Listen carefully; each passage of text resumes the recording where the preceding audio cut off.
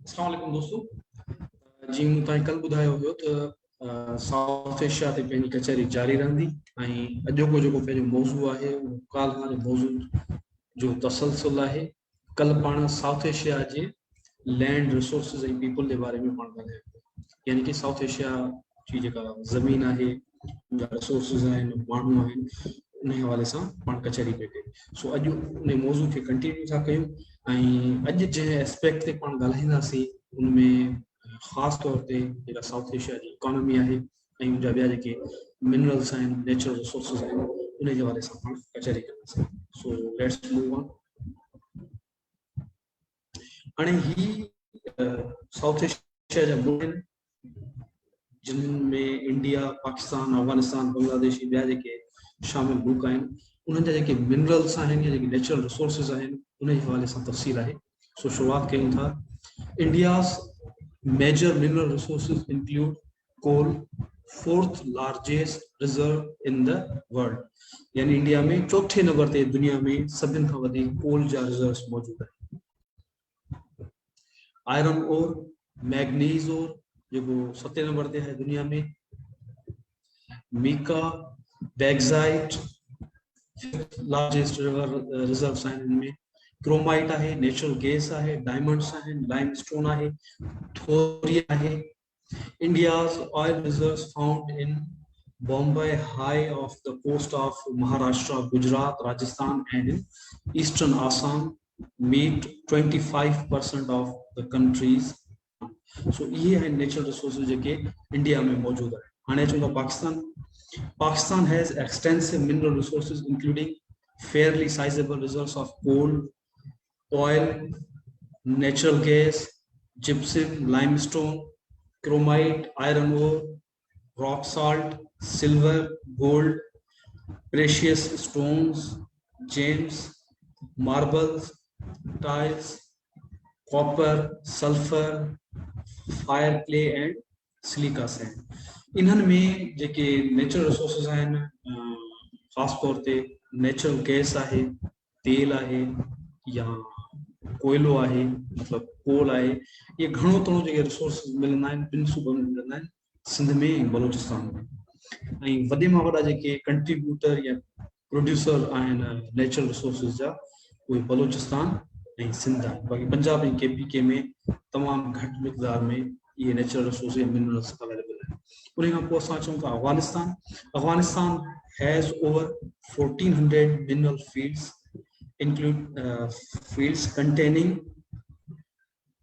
barite, chromite, coal, copper, gold, iron ore, lead, natural gas, petroleum, precious and semi-precious stones, salt, sulfur, talc, zinc, among many other minerals. Gemstones include high quality emerald, lapids lazuli, red, granite and ruby.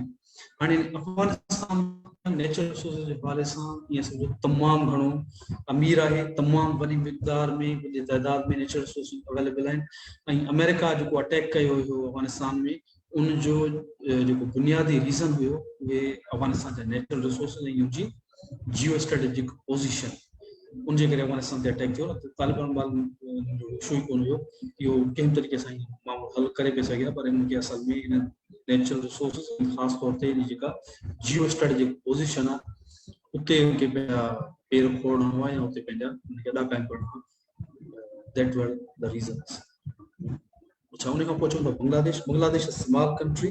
It has a number of mineral resources such as natural gas, oil, coal, hard rock, limestone, white clay, glass, sand and mineral sand. So Bangladesh ja ये natural resources है. Let's move on. अच्छा, इन्हें हम पहुँचो था Nepal. Nepal is regarded as the richest in mineral resources. Some resources like iron, copper, lead, zinc, cobalt, nickel, quartzite, dolomite and limestone are widely distributed across the country. वरी भूटान ते पाण अचूं था तो Bhutan has many valuable minerals on its soil, calcium,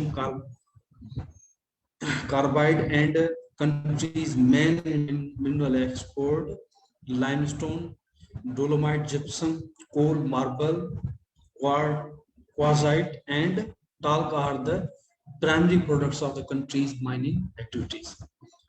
Sri Lanka has modest resources of industrial and precious minerals. It produced cement, clay, and feldspar, graphite, mica, mineral sands, phosphate rock, salt, stone, and other gemstones as ruby and sapphire. The country produces no metal or crude oil, but it is imported petroleum for refining. बाक़ी हिकिड़ो मुल्क रहे थो मालदीव, वो तमामु नंढो मुल्क आहे ऐं सॼो नंढनि नंढनि ॿेटनि ते आधारियल आहे, उनजे करे उते के बि न वरी अहिड़ा पहाड़ी सिलसिला आहिनि, न वरी ॿिया अहिड़ा नेचुरल रिसोर्सिस मौजूद आहिनि. हिते हिकिड़ी फील्ड जे बारे में ज़िक्र करणु इंतिहाई ज़रूरी आहे, थर कोल जे बारे में. छाकाणि थर कोल पाकिस्तान जो जेको कोल आहे उनजो मोर देन 90% कंट्रीब्यूट करे थी, त मूं सोचियो हिकिड़ी अलॻि सां स्लाइड थर कोल जे हवाले सां हिते इंक्लूड कजे. The Thar coal field is located in Thar Desert, Tharparkar, district of Sindh province in Pakistan. The deposit's 16th largest coal reserve in the world. यानी कि 16 वॾे में वॾो लार्जेस्ट जेको रिजर्व आहे दुनिया में थर कोल. Were discovered in 1991. The Geographical Survey of Pakistan and the United States Agency for International Development यानी USAID इन्हनि जे ज़रिए discover थी. Pakistan has emerged as one of the leading countries, 7th in the list of the top 20 countries of the world after the discovery of huge lignite coal resources in Sindh.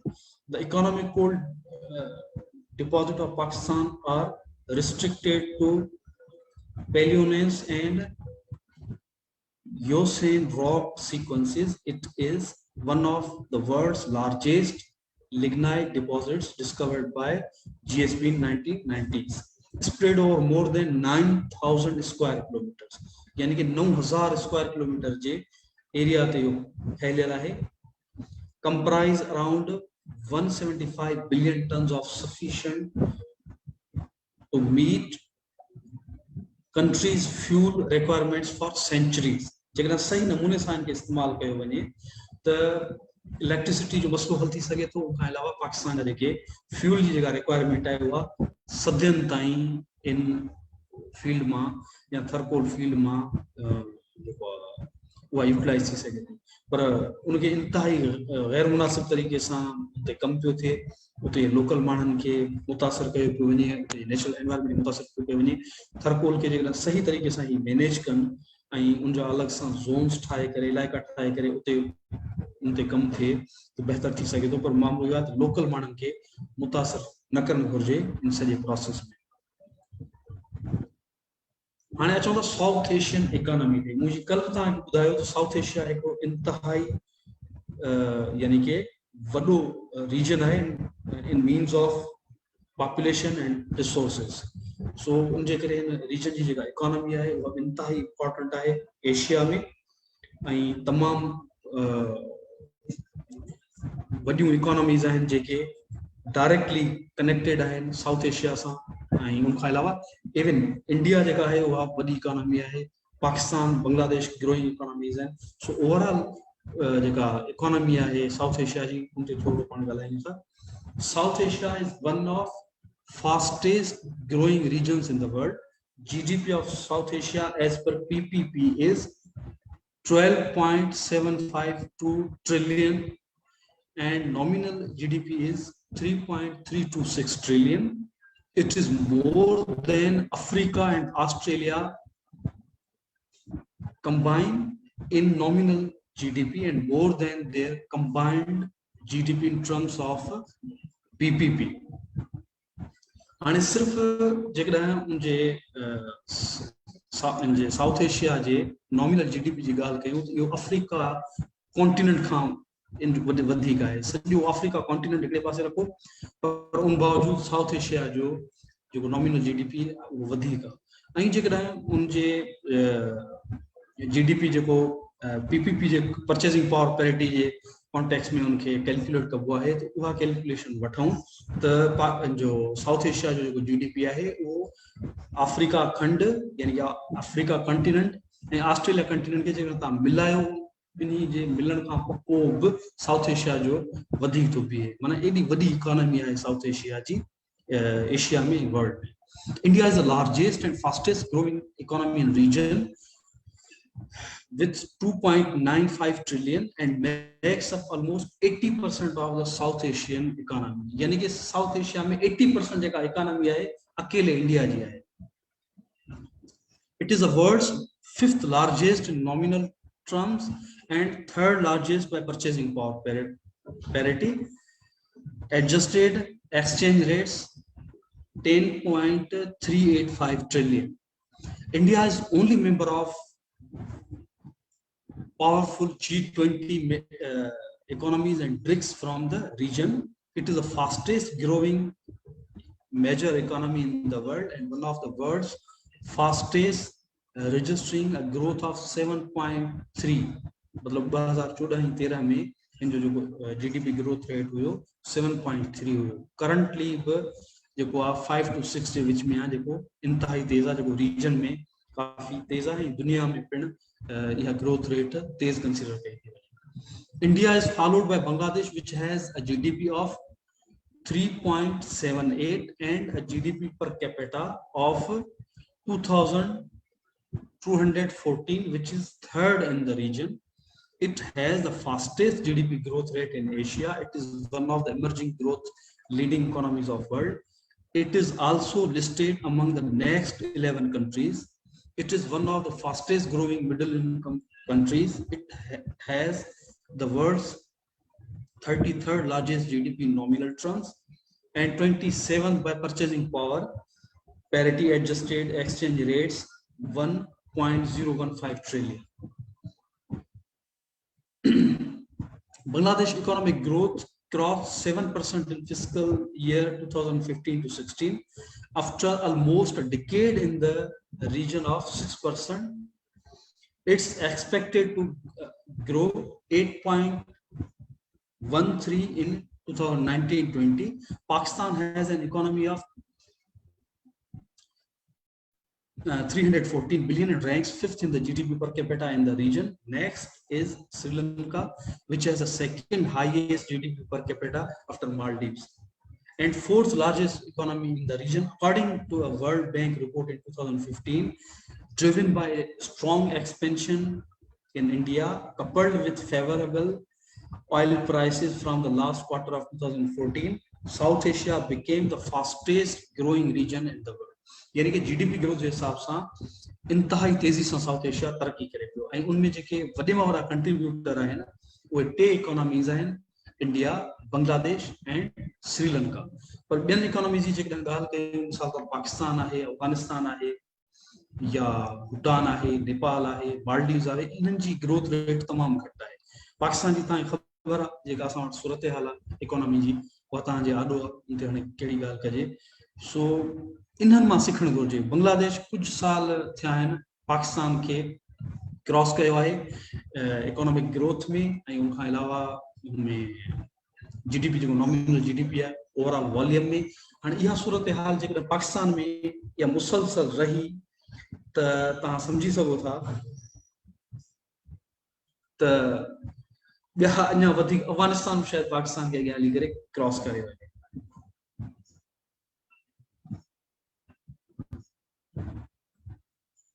हाणे वरी हिकु दफ़ा दोहरायां थो इन slide खे. India Bangladesh ऐं Sri Lanka fastest growing economies आहिनि south Asia ऐं इंडिया जो जेको जीडीपी आहे नॉमिनल जीडीपी आहे उहो 2.957 ट्रिलियन लगभग 3 ट्रिलियन जे क़रीब आहे इंडिया जो जीडीपी जेको ओवरऑल साउथ एशिया जो 80% आहे. ॿिए नंबर ते साउथ एशिया में जेको जीडीपी आहे वो बांग्लादेश जो है 378 बिलियन ऐं 3 नंबर ते पाकिस्तान जो है 314 बिलियन. हाणे तव्हां अंदाज़ो लगाए सघो था तो पाकिस्तान एडी वडी आबादी वारे मुल्क हुजण जे बावजूद ऐं बांग्लादेश खां पखेड़ जे हिसाब सां इवन रिसोर्स जे हिसाब सां वधीक अमीर हुजण जे बावजूद बांग्लादेश का घट है हियर नॉमिनल जीडीपी में एंड ग्रोथ रेट उन जो रीजन है बांग्लादेश की पॉलिटिकल स्टेबिलिटी एंड इदारन जो पंहिंजी हद में रहण बांग्लादेश में इदारा पंहिंजन हदन में इदारा धंधा कोन था हिते असां वटि इदारा धंधोड़ी हैं धंधन में लगल हैं हिते तव्हांखे शॉपिंग मॉल ठहियल मिलंदा नर्सरियूं ठहियल मिलंदियूं ऐं हाउसिंग स्कीम्स ठहियल मिलंदियूं उते ईअं कोन थो थिए बांग्लादेश में उते सिविलियन सेटअप वटि सॼो अख्तियार आहे ऐं इस्टेब्लिशमेंट बिल्कुलु समूरनि इकोनॉमिक ऐं पॉलिटिकल मामलनि खां परे आहे पर असां वटि बदकिस्मती सां हिते जेकॾहिं थोरो आवाज़ उथारण जी कोशिशि थो करे त उनखे या त गद्दार चयो थो वञे इस्लाम जो दुश्मन चयो थो वञे अदा इकोनॉमी ते ॻाल्हि पई थिए इस्लाम जो दुश्मन या मुल्क जो दुश्मन पर हा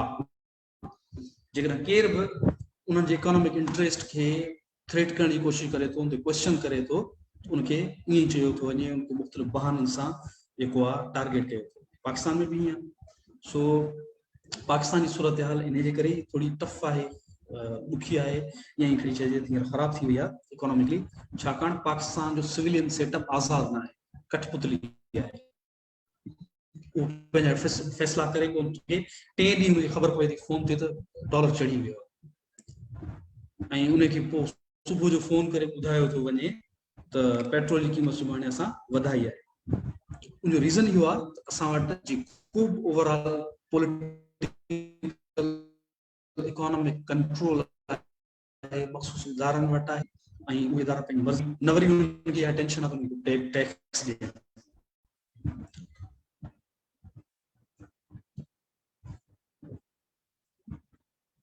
लेट्स मूव ऑन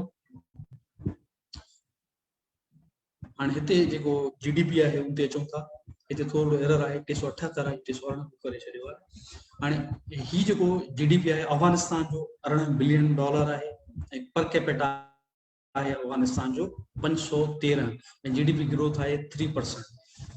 बांग्लादेश हींअर थोड़ी घटि थी वई आहे या इलाही तेज़ रही आहे ऐं हींअर 4.5 आहे हिन जी जीडीपी ग्रोथ ऐं हिन जो 318 बिलियन आहे जेको नॉमिनल जीडीपी 318 378 ऐं भूटान जो आहे 2.84 बिलियन ऐं जो पर कैपिटा आहे 3423 ऐं 5.90% आहे भूटान जी जेका ग्रोथ रेट इंडिया जो 2.83 अराउंड 2.9 जेको आहे ट्रिलियन जेको आहे हिन जो नॉमिनल जीडीपी आहे पर कैपिटा इंडिया जो असां खां अॻियां आहे 2172 आहे ऐं 7% जी जीडीपी ग्रोथ आहे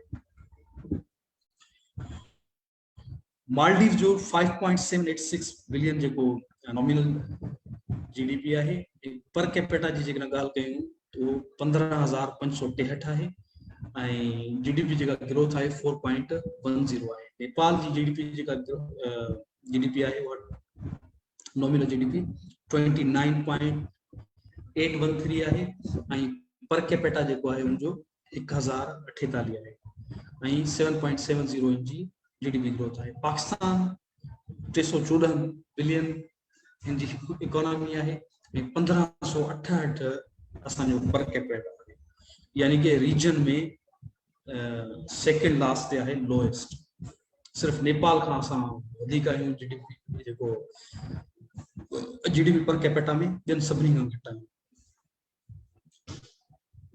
अच्छा श्रीलंका जेको आहे उनजो जेको जीडीपी आहे नॉमिनल वो 86.566 बिलियन आहे ऐं पर कैपिटा आहे 3,947 ऐं 3% जी जीडीपी ग्रोथ आहे हाणे जेके वॾियूं इकोनॉमीज़ आहिनि थोरो पाण ॻाल्हाए था वञूं अञा वधीक पाण खे सम्झ में अची वेंदो त इकोनॉमीज़ कीअं ग्रो पियूं कनि साउथ एशिया जूं ऐं कहिड़े नमूने सां हिननि जी जेका ग्रोथ आहे कहिड़नि सेक्टर्स में ग्रो था कनि पहिरीं अचूं था पाकिस्तान ते the economy of Pakistan is 22nd in the world in terms of purchasing power parity and 45th largest in terms of nominal domestic product. Pakistan has a population of over 220 million, 22 crore, the world's fifth largest. माना असां जो number सिर्फ आबादी में मथा है बाकी भी हर गाल में असां जो मुल्क है ख़ास तौर से इकोनॉमी में पोइते आहे. Giving it a nominal GDP per capita 1,186 in 2020-2021, which ranks 154th in the world, and giving in PPP GDP per capita of 5,839 in 2019, which ranks 132 या 132 in the world for 2019. However, Pakistan's undocumented economy is estimated to be 36% of its overall economy. मतलब पाकिस्तान जी का undocumented economy आहे वो 36% है जेका overall economy में count कोन थी. वो भाव काउंट कयो न के जलियो काउंट कयो, which is not taken into consideration when calculation per capita income. Pakistan is a developing country. The economy is semi-industrialized, with centers of growth along the Indus River. Primarily export commodities include textiles, leather goods, sports goods, chemicals, and carpets, rugs. Total volume of Pakistani export is 22 billion. ये third ते आहे India ऐं बांग्लादेश खां पोइ. हाणे वरी India ऐं बांग्लादेश जी जेका एक्सपोर्ट आहे या उन्हनि जी जेका ईअं सम्झो ट्रेड में जेको उन्हनि जो वॉल्यूम आहे एक्सपोर्ट जो, उहो तव्हां ॾिसंदो तव्हांखे पाकिस्तान ते जेको आहे अफ़सोस थींदो त असां केतिरो मतिलबु एक्सपोर्ट में पोइते रहिजी विया आहियूं. पाकिस्तान केतिरो एक्सपोर्ट में पोइते रहिजी वियो आहे, तव्हां अंदाज़ो लॻाए सघो था. हाणे उनजा रीज़न्स मूं तव्हांखे ॿुधाया. पाकिस्तान जी जेका पॉलिटिकल स्टेबिलिटी आहे ऐं हिते जेके इशूज़ आहिनि उन्हनि जे करे पाकिस्तान जी इकोनॉमी बिल्कुलु पोइते रहिजी थी वञे. ऐं ख़ासि तौर ते इंडस्ट्री असां वटि तबाह आहे. 17% टैक्स लॻल आहे वफ़ाक़ जे तरफ़ां, फेडरल गवर्नमेंट तरफ़ां, यानी कि इंडस्ट्री जेको प्रोड्यूस कंदी उन इनकम ते 17% टैक्स पे कंदी. इहो पाकिस्तान में रूल आहे. ऐं इहो हाई टैक्स हुजण जे करे पाकिस्तान जी जेका इंडस्ट्री आहे उहा ॾींहों ॾींहुं पोइते थींदी थी वञे. ऐं जेको उनजी जेका प्रोडक्टिविटी आहे उहा घटि आहे. ऐं उनखां अलावा जेको एग्रीकल्चर आहे उन जूं जेके प्रोडक्ट्स आहिनि उहे सही तरीक़े सां एक्सपोर्ट कोन थियूं थियनि. टेक्सटाइल गुड्स आहिनि या जेके ॿियूं शयूं आहिनि उहे सही एक्सपोर्ट कोन थियूं थी सघनि. जेकॾहिं उहे एक्सपोर्ट थियनि ऐं पाकिस्तान जी इंडस्ट्री तरक़ी करे, पाकिस्तान जी जेका एक्सपोर्ट आहे अञा वधी सघे थी. ऐं ॿियो एक्सपोर्ट ते बि मख़सूस धुर जो कब्ज़ो आहे. हर शइ उन्हनि जे थ्रू वञे थी. ऐं जेकॾहिं उन ते केरु सवाल उथारे त उहो वरी सवाल उथारण जे लाइक़ु न रहंदो आहे. सो उनजे करे एक्सपोर्ट्स, ऐं तव्हांखे ख़बर हूंदी कंहिंजी हेजमनी आहे एक्सपोर्ट्स ते. ऐं उनजे करे आम ताजर आहे या आम जेको बिज़नेसमैन आहे उनजे लाइ इहो पॉसिबल ई कोन्हे त उन्हनि खां सवाइ या उन्हनि जे इहे सम्झो त ग्रीन सिग्नल खां सवाइ या उन्हनि जे सपोर्ट खां सवाइ एक्सपोर्ट करे सघे. उनजे करे पाकिस्तान जी जेका एक्सपोर्ट आहे उहा लिमिटेड आहे ऐं उहा तेज़ी सां वधे न पई. हाणे अचूं था इंडिया लार्जेस्ट इकोनॉमी आहे. मूं तव्हांखे ॿुधायो the economy of India is characterized as a middle income developing market economy. Although being a poor country, it is still the world's 5th largest economy by nominal GDP. हालांकि वो गरीब मुल्क है, आबादी तमाम वडी है, उन बावजूद भी इंडिया जो जो नॉमिनल जो GDP है वो 2.6 to 2.9 ट्रिलियन है. दुनिया में 5 नंबर पे है and 3rd largest by purchasing power parity.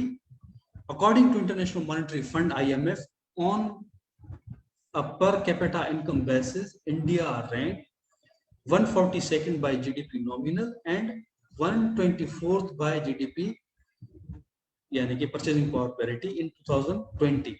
Total Indian volume of exports is more than $313 billion.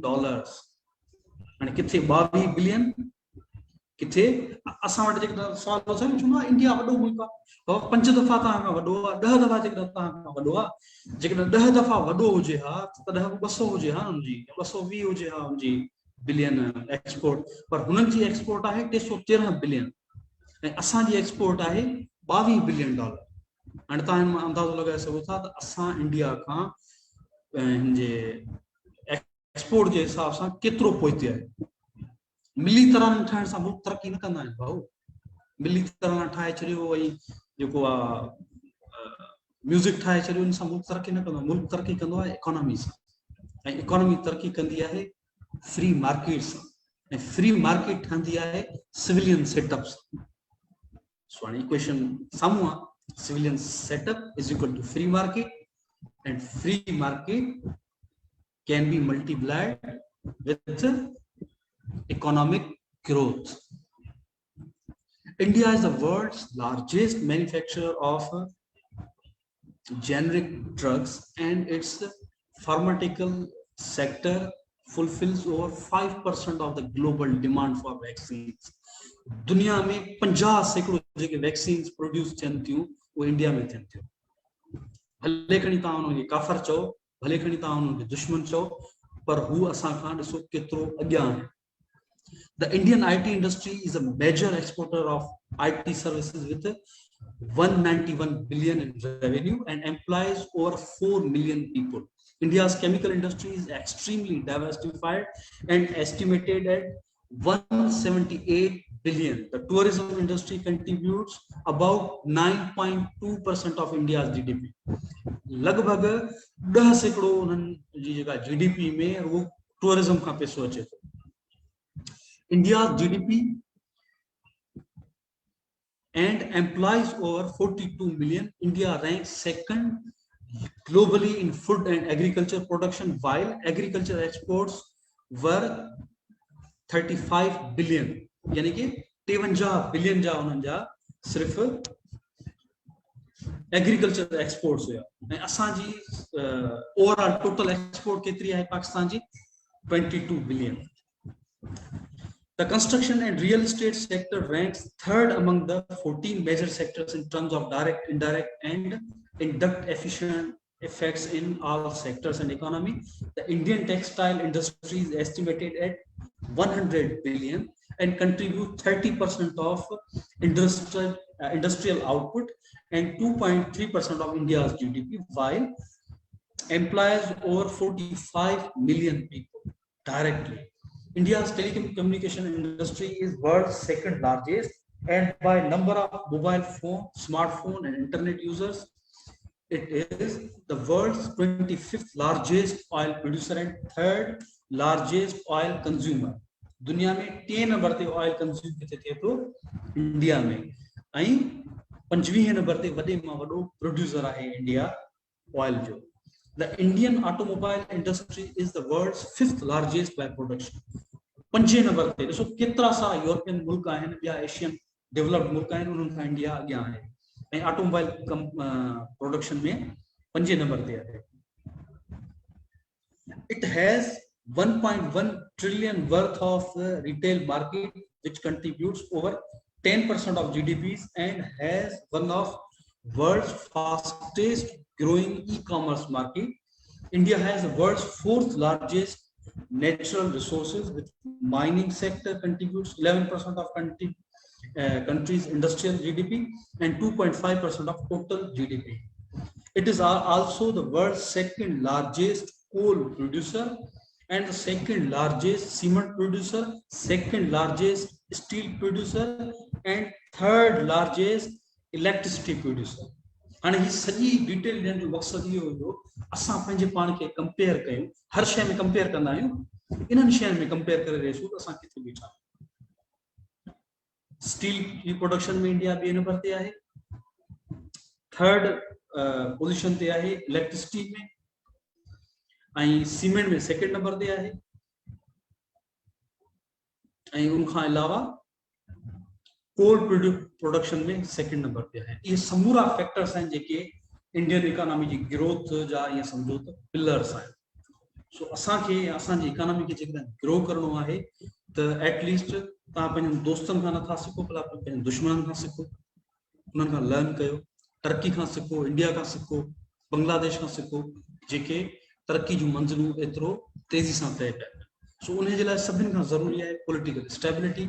सो पाकिस्तान में इदारनि खे हिक ॿिए सां विढ़ण जे बदिले पॉलिटिकल स्टेबिलिटी कायम करण घुर्जे त जीअं इन मुल्क में इकोनॉमिकली जेको जेके इकोनॉमिक एक्टिविटीज़ आहिनि उहे सुठे नमूने सां थी सघनि ऐं जेको माण्हू आहे छो इकोनॉमी स्ट्रॉन्ग थींदी तॾहिं माण्हू खुशहाल थींदो ऐं जेतिरो रिसोर्सिस जो इस्तेमालु हिन मुल्क अंदरि थींदो ऐं जेतिरो रिसोर्सिस जो इस्तेमालु हिन मुल्क जे लाइ थींदो त मुल्क तरक़ी कंदो सो उनजे लाइ जो ज़रूरी आहे त सभिनी खे गॾिजी करे जेके बि स्टेक होल्डर्स आहिनि ख़ासि तौर ते जेके पॉलिटिकल स्टेक होल्डर्स आहिनि उन्हनि खे अॻियां अची करे मुल्क जी इकोनॉमी खे बहितर करणु घुरिजे हाणे अचूं था बांग्लादेश ते Bangladesh average GDP growth of 4.5 that has been largely driven by its exports of ready-made garments, remittances and domestic agriculture sector. The country has pursued export-oriented industrialization with its key export sectors include textiles, shipbuilding, fish and seafood, jute and leather goods. It has also developed self-sufficient industries in pharmaceuticals and steel and food processing. Bangladesh telecommunication industry has witnessed rapid growth over the years, receiving high investment from foreign companies. Total exports of Bangladesh are more than $38 billion. लगभग असांजे ॿीण ते असां वटि $22 billion जी असांजी export आहे ऐं बांग्लादेश जी आहे $38 billion. हाणे इन मां अंदाज़ो लॻाए सघो था जेको असां मां निकितो आहे पाकिस्तान खां टुटी करे अलॻि मुल्क थियो आहे 71 में आज़ाद थियो आहे जंहिंजे लखे माण्हुनि खे क़तल कयो वियो हो ऐं जिन्हनि जे बारे में चयो वेंदो कि बिंद्रा आहिनि ऐं ही कहिड़ी तरक़ी कंदा ही कहिड़ो अॻियां वधंदा उहे पाकिस्तान खां GDP नॉमिनल जेको पाकिस्तान जो GDP आहे उन में क्रॉस करे विया आहिनि जेको GDP ग्रोथ आहे उन में बांग्लादेश क्रॉस करे वियो आहे असां खां ऐं जेका एक्सपोर्ट आहे उहा असांजे बिल्कुलु साम्हूं पाकिस्तान जे साम्हूं तेज़ी सां तरक़ी करे $38 billion ते पहुची वियो. Why? Because they have political stability. They know how to rule, how to govern a country. ऐं उहे इंटरवीन कोन था कनि असांजे दर मां हर 10 साल खां पोइ पटको ॿधी करे जेको आहे अचनि इस पर चमके साए तले हम एक है अहिड़े नमूने सां बांग्लादेश में कोन थो थिए. सो जेकॾहिं असांखे तरक़ी करणी आहे हिन मुल्कनि वांगुरु बांग्लादेश इंडिया टर्की ऐं ॿिया जेके अहिड़ा मुल्क आहिनि असांखे असांजे पॉलिटिकल सिस्टम खे स्टेबल थियणो पवंदो असांखे हिक ॿिए खे बर्दाश्त करणो पवंदो असांखे हिक ॿिए खे स्पेस ॾियणो पवंदो इन तरीक़े सां ई असां तरक़ी करे सघूं था ऐं उन तरीक़े सां ई असांखे अॻियां वधण जा मौक़ा मिली सघनि. हाणे अचूं था डिफेंस बजट्स आहिनि उन्हनि ते हाणे तव्हां ही अमाउंट ॾिसी करे अंदाज़ो लॻायो त केतिरो सारो अमाउंट आहे जेको डिफेंस बजट्स में वञे ऐं पाकिस्तान इंडिया जी जेकॾहिं तव्हां डिफेंस बजट खे मिलायो $82 billion आहिनि जेके बिला वजह हरू भरू वञनि था अहिड़नि इशूज़ ते जेके वेही करे टेबल ते हल करे सघनि था. 2 आलमी जंगूं लॻियूं आहिनि फ्रांस ऐं जर्मनी जे विच में तव्हांखे ख़बर हूंदी फ्रांस ऐं जर्मनी जे विच में 2 आलमी जंगूं लॻियूं उन खां अॻु में त विढ़ंदा रहिया आहिनि पर 2 आलमी जंगनि खे हिक ॿिए खे जेको आहे उन्हनि तबाह कयो आहे उन बावजूदि उन्हनि जा बॉर्डर हींअर हिक ॿिए जे लाइ खुलियल आहिनि उन्हनि वटि ट्रेड जेका आहे उहा फ्री आहे ऐं हिक ॿिए जे बॉर्डर्स खे बग़ैर कंहिं वीज़ा जे उन्हनि जा शहरी क्रॉस करे सघनि था. असां कश्मीर ते ॿियनि मामलनि ते हिक ॿिए सां विढ़ी हिक ॿिए जी तबाही करे हिक ॿिए खे ख्वार ज़लील करे इते अची पहुता आहियूं जो $billions ख़र्च था कयूं डिफेंस. हाणे इंडिया $71 billion ख़र्च थो करे डिफेंस ते कहिड़ी ज़रूरत आहे एतिरे वॾे अमाउंट ख़र्च करण जी. पाकिस्तान जी इकोनॉमी हूअं ई लोडनि में आहे उन खां पोइ बि जेको डॉक्यूमेंटेड बजट आहे पाकिस्तान जो $11 billion उन खां अलावा ॿियो छा हूंदो उनजी ख़बर न आहे पर जेका डॉक्यूमेंटेड ऑफिशियल बजट आहे उहा $11 billion $11 billion ऐं बांग्लादेश असां खां वधीक स्ट्रॉन्ग आहे इकोनॉमिकली बावजूदि उनजी जेका बजट आहे $3.8 billion असां उन खां लॻभॻि 3/4 ते वधीक जेको आहे डिफेंस ते ख़र्च था कयूं. सो ज़ाहिर आहे डिफेंस जे तव्हां एतिरो ख़र्च कंदो ऐं एतिरो अमाउंट लॻाईंदो डिफेंस ते ऐं डिफेंस जी प्रोडक्शन ते उन्हनि मामलनि ते पोइ ज़ाहिर आहे इकोनॉमी ते वो वडो बर्डन यो बर्डन हम चवां तो सिर्फ पाकिस्तान जी इकोनॉमी ते न पर इंडिया जी इकोनॉमी ते बाहे बांग्लादेश जी इकोनॉमी ते बाहे सो इन मुल्कन के जेकॾहिं पंहिंजे मुल्क अंदर अञा वधीक तरक्की जी राह ते वधणो आहे अञा वधीक तरक्की करणी आहे पंहिंजी जीडीपी ग्रोथ खे अञा वधीक मेंटेन करे रखणो आहे उनजो हिकिड़ो हल इहो बि आहे त डिफेंस जा जेके ख़र्चा आहिनि उन्हनि खे घटाइण घुरिजे उन्हनि जे घटिजण सां उहे कंट्रीब्यूट थींदा ओवरऑल इकोनॉमी में ऐं इकोनॉमिक ग्रोथ ते सो हाणे सुभाणे जे लाइ आऊं तव्हांखे ॿुधायां त सुभाणे आऊं क्लास न वठी सघंदुसि बिकॉज ऑफ लीव मोकल जे करे ऐं इंशाल्लाह मंडे खां पाण कंटिन्यू कंदासीं सो मंडे ताईं जे लाइ अलाह